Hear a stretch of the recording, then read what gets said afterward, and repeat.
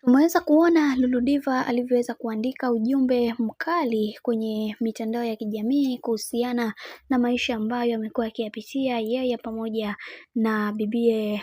Wema Sepetu, na wengi wao waliweza kuzungumza mengi wakisema kwamba kiukweli kuna vitu vingi vya kuweza kujifunza katika haya maisha.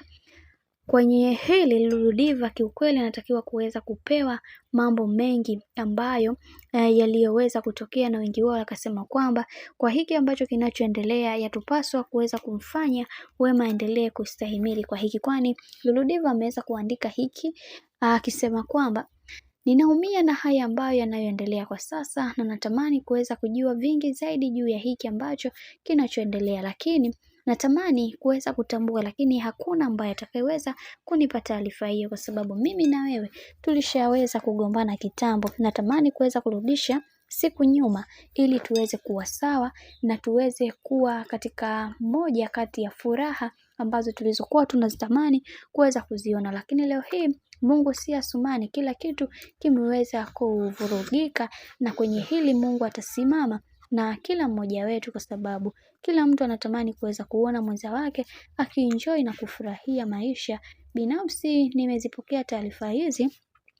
kwa furaha ya hali ya juu na upendo ambao hauna mfano wake, ila binafsi naumia na haya ambayo yanayoendelea kwa sasa, na kuombea kwa Mungu ukawe mama bora na ukawe mwanamke ambaye mwenye kutimiza majukumu yako kwenye familia yako na kwa mtoto wako pia, bali wewe ni mtu ambaye unatakiwa kuweza kusimama imara kumfanya mtoto wako aendelee kuenjoy na kufurahi katika huu ulimwengu wa dunia ya sasa.